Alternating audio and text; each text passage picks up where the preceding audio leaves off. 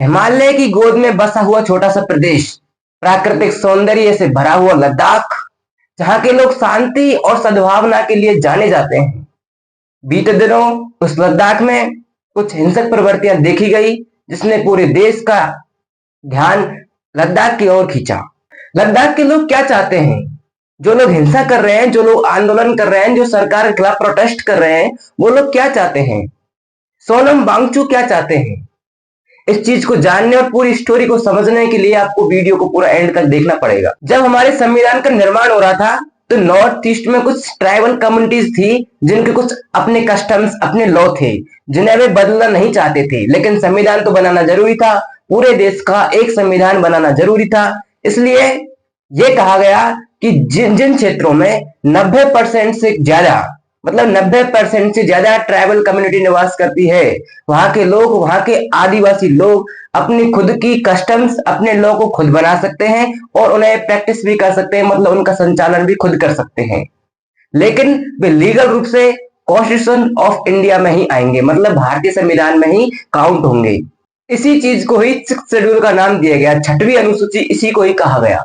लेकिन इसमें एक बात बिल्कुल क्लियर की गई कि यह सिर्फ नॉर्थ ईस्ट के क्षेत्रों के लिए ही है और भारत के किसी भी क्षेत्र के लिए नहीं है, जिसमें मेघालय, असम, त्रिपुरा, मणिपुर ये क्षेत्र आएंगे और कोई भी क्षेत्र नॉर्थ ईस्ट के अलावा नहीं आएगा। अब लद्दाख में ट्राइबल कम्युनिटीज की पॉपुलेशन 97% है, मतलब 90% से कहीं अधिक ज्यादा।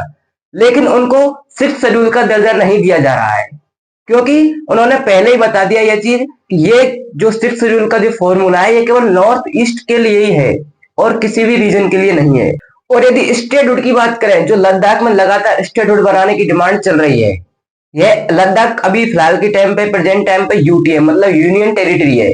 दिल्ली की तरह ही लद्दाख यूनियन टेरिटरी है, जिसको केंद्र शासित प्रदेश कहते हैं।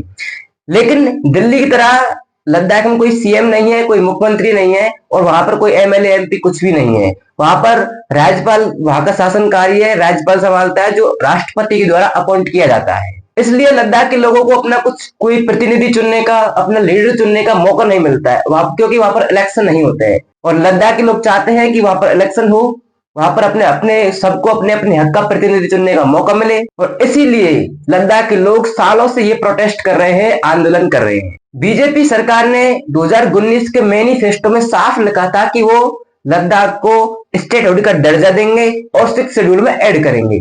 लेकिन बीजेपी ने अभी तक लद्दाख का वादा पूरा नहीं किया। सोनम वांगचुक कौन है? सोनम वांगचुक के बारे में बात करते हैं। Sonam Wangchuk innovator and educator हैं, जिन्हें लद्दाख शिक्षा क्रांति का जनक कहा जाता है।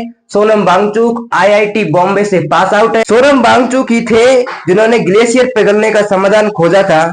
सोनम वांगचुक को विभिन्न पुरस्कारों से नवाजा जा चुका है, जिनमें मैग्सेसे पुरस्कार सर्वप्रमुख है। सोनम वांगचुक ने देश और दुनिया में भारत का नाम रोशन किया। सोनम वांगचुक ही लद्दाख के प्रोटेस्ट के, लद्दाख के आंदोलन के सबसे प्रमुख लीडर हैं, जिन्होंने लगभग पिछली साल लगभग 35 दिन तक अनशन किया था। लेकिन 24 तारीख को हुई हिंसा, जिसमें बीजेपी कार्यालय को जलाया गया, वहां पर कुछ हिंसक प्रवृत्तियां देखी गई, जिसके तहत नेशनल सिक्योरिटी एक्ट के तहत सोनम वांगचुक को अरेस्ट कर लिया गया और सोनम वांगचुक अचानक हीरो से विलन बन गए।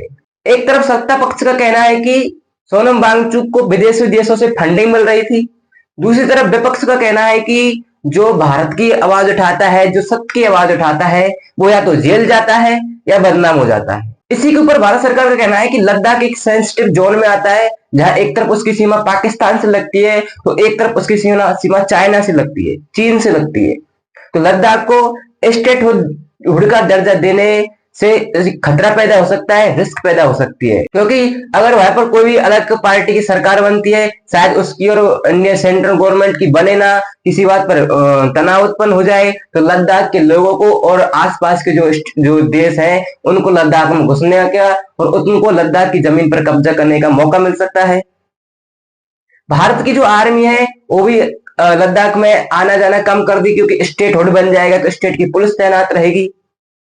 तो इस प्रकार भारत सरकार ये अपना एक हवाला दे रही है कि लद्दाख एक सेंसिटिव जोन में स्थित है, उसको स्टेटहुड का दर्जा नहीं दे सकते, वहां पर कोई अलग सरकार नहीं बना सकते, सेंट्रल गवर्नमेंट के अधीन ही लद्दाख का अच्छा विकास हो सकता है। ये भारत सरकार का कहना है। आपके क्या विचार इस पर कमेंट में जरा जवाब जरूर दीजिए। धन्यवाद।